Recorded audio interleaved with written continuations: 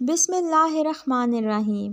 جب بھی کوئی قوم اللہ کی مہلت سے فائدہ اٹھا کر گمراہی کے اندھیرے میں ڈوب کر سرکشی کرتی ہے تو اللہ رب العزت رسوائی اور ذلت کو ان کا مقدر بنا دیتا ہے۔ تاریخ گواہ ہے کہ قوموں پر اللہ کا عذاب ایسے نازل ہوتا ہے کہ سب سے پہلے ان پر ظالم اور جابر حکمران مسلط کر دیے جاتے ہیں۔ قوم عمالقہ تاریخ انسانی کی سب سے سفاک، ظالم و جابر قوم تھی۔ ان کے لوگ خون خوار اور وحشی فطرت کے تھے۔ اللہ پاک کا ان پر کرم تھا کہ ان کے قد کی موجودہ دنیا کی آبادی میں سب سے زیادہ تھے۔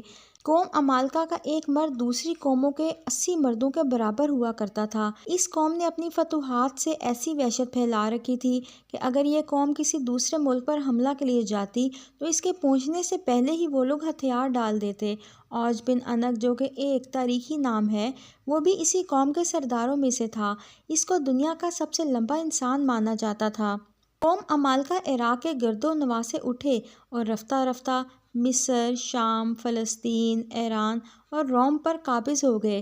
قوم عاد اور ثمود کے بعد یہ اقتدار حاصل کرنے والی قوم تھی۔ اس کا جد امجد املیک تھا۔ املیک کا شجرہ نسب کچھ یوں بیان ہوا ہے: املیک بن انفر بن ایس بن اسحاق علیہ السلام بن ابراہیم علیہ السلام۔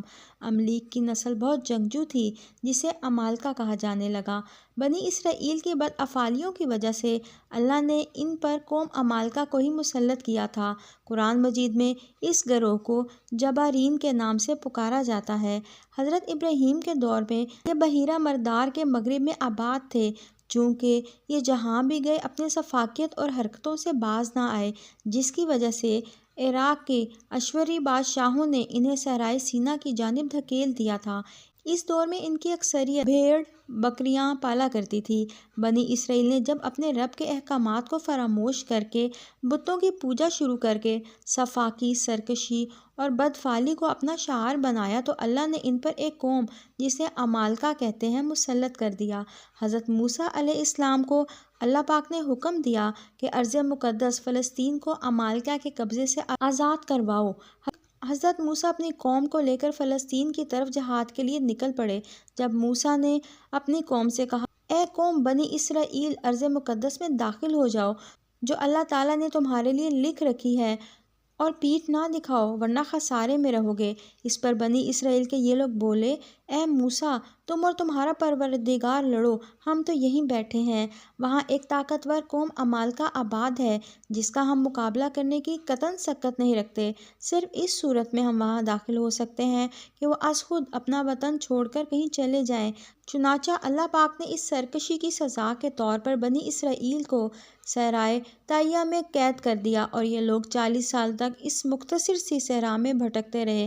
میدان طیہ بنیادی طور پر شام اور مصر کے درمیان 5-6 فرسخ لگ بھگ موجودہ 30 کلومیٹر کا ایک کھلا میدان تھا۔ بنی اسرائیل کا یہ گروہ 40 سال اسی صحرا میں بھٹکتا رہا۔ اس صحرا میں جب یہ لوگ مرنے لگے تو حضرت موسیٰ کو اپنی قوم پر رحم آیا اور انہوں نے اللہ سے دعا کی تو اللہ نے ان کے لیے آسمان سے من و سلویٰ بھیجا۔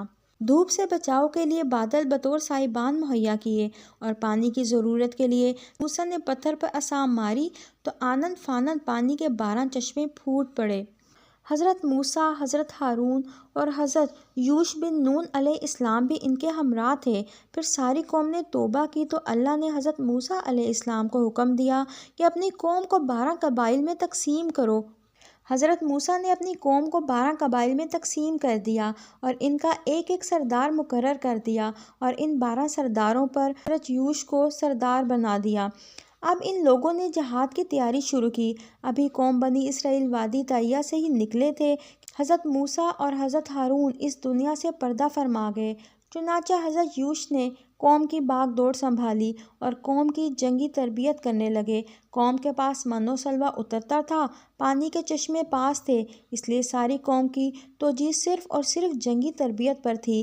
کوئی بھی معاشی سرگرمی میں ملوث نہ تھا۔ بنی اسرائیل نے خوب دل لگی سے جنگ کی تیاری کی۔ جب صحرائے طیہ میں 40 سال پورے ہوئے تو اللہ پاک نے حضرت یوشع علیہ السلام کو حکم دیا کہ اب بنی اسرائیل کو لے کر بیت المقدس میں موجود قوم عمالقہ پر حملہ کرو۔ بنی اسرائیل نے اپنی غلطیوں سے بہت کچھ سیکھا تو وہ عزم کر چکے تھے۔ جیسے ہی حضرت یوشع نے انہیں کہا کہ جہاد کا حکم آ چکا ہے تو ساری قوم نے لبیک کہا۔ 12 قبائل پر مشتمل اس قوم کے 2 لاکھ سپاہیوں نے 6 ماہ تک اریحہ کا محاصرہ کیے رکھا اور بالآخر ایک دن بنی اسرائیل کے نوجوان قلعہ کی دیوار گرا کر شہر میں داخل ہو گئے اور اریحہ شہر پر قبضہ کر لیا۔ جالوت قوم عمالقہ کا بادشاہ تھا۔ اسی قوم عمالقہ کے بادشاہوں کا لقب فرعون ہوا کرتا تھا۔ جالوت کے بارے میں تاریخی کتابوں میں لکھا ہے کہ اس کا قد 21 فٹ تھا اور وہ سر پر ایک خاص لمبا لوہے کا تاج پہنتا تھا کہ جب جالوت بادشاہ سورج کے سامنے کھڑا ہوتا تو اس کا سایہ 1 میل تک پھیل جایا کرتا تھا۔ جالوت انتہا کا ظالم اور جابر حکمران تھا۔ وہ ہر طرح کی بدعمالیوں میں مشغول تھا۔ اس کا سب سے بڑا گناہ یہ تھا کہ جالوت حضرت موسیٰ علیہ السلام کے ماننے والی مومن عورتوں کو جب پکڑتا تو ان کی چھاتیوں کو کاٹ کر اپنے دربار میں بچھا دیتا اور پھر ان پر چلا کرتا اور ساتھ ہی پکارا کرتا کہ مرد جو مجھ سے اس کا حساب لے سکے۔ کوئی بھی ایسا ظالم بادشاہ نہیں گزرا جس نے اتنی زیادہ تعداد میں عورتوں کو اس طرح قتل کیا کہ پہلے ان کی چھاتیوں کو کاٹا جاتا اور پھر ان سے کھیلتا۔ بس پھر اللہ پاک نے جالوت کی دی ہوئی مہلت ختم کر دی۔ حضرت یوشع کی وفات کے بعد بنی اسرائیل لاوارث ہو گئے اور در در کی ٹھوکریں کھانے لگے۔ جالوت نے ان سے تابوت سکینہ بھی چھین لیا۔ پھر اللہ پاک نے حضرت شموئیل کو نبوت سے سرفراز کیا اور ساری قوم ان سے کہنے لگی کہ آپ ہم میں ایک کو بادشاہ مقرر کر دیں تاکہ ہم جالوت سے جنگ لڑ سکیں۔ حضرت شموئیل علیہ السلام نے اللہ کے حکم سے حضرت طالوت کو بادشاہ مقرر کر دیا تو ساری قوم چلا اٹھی کہ طالوت تو ایک غریب ہے، اسے ہم پر کیوں بادشاہ مقرر کر دیا؟ لیکن حضرت شموئیل کہنے لگے یہ اللہ کا فیصلہ ہے۔ بنی اسرائیل کہنے لگے کہ اگر یہ اللہ کا فیصلہ ہے تو پھر ہمیں کوئی معجزہ دکھائیے۔ حضرت شموئیل علیہ السلام نے کہا ٹھیک کل تابوت سکینہ خود بخود ہمارے پاس آ جائے گا، اور اگلے دن ایسے ہی ہوا۔ تابوت سکینہ بیل گاڑی میں خود بخود قوم کے پاس پہنچ گیا اور پھر بنی اسرائیل نے حضرت طالوت کو اپنا بادشاہ بنا لیا۔ حضرت طالوت نے ایک فوج تیار کی جو ظالم بادشاہ جالوت سے جنگ کے لیے نکل پڑی۔ جب دونوں لشکر آمنے سامنے ہوئے تو جالوت جس کی بہادری سے سب کانپتے تھے، اس نے للکار کر کہا کہ تم میں سے کوئی مرد ہے جو میرے مقابلے پر آئے؟ اگر مجھے اس نے ہرا دیا تو ہم سارے آپ کے غلام بن جائیں گے، اور اگر میں نے اس کو ہرا دیا تو تم سب میرے غلام ہو جانا۔ جب کوئی بھی جالوت کے سامنے نہ آیا تو حضرت داؤد علیہ السلام اپنی گلیل لے کر جالوت کے سامنے لڑنے کے لیے آ گئے۔ حضرت داؤد علیہ السلام ابھی لڑکپن میں تھے تو جالوت کہنے لگا میں کسی بچے کو قتل کر کے جنگ نہیں جیتنا چاہتا۔ خیر حضرت داؤد کے اصرار پر مقابلہ شروع ہوا اور آپ نے اپنی گلیل میں 3 پتھر رکھ کر جالوت کی طرف پھینکے جس سے اس کا سر پاش پاش ہو گیا، اور تاریخی روایات میں ہے کہ اس کی لاش کے اتنے ٹکڑے ہوئے کہ کوئی ان کو گن بھی نہیں سکتا تھا۔ جالوت کی فوج نے جب یہ دیکھا کہ وہ میدان سے بھاگ کھڑے ہوئے ہیں تو حضرت شموئیل کی محنت رنگ لائی اور بنی اسرائیل ایک طویل مدت کے بعد اپنے وطن میں داخل ہوئے۔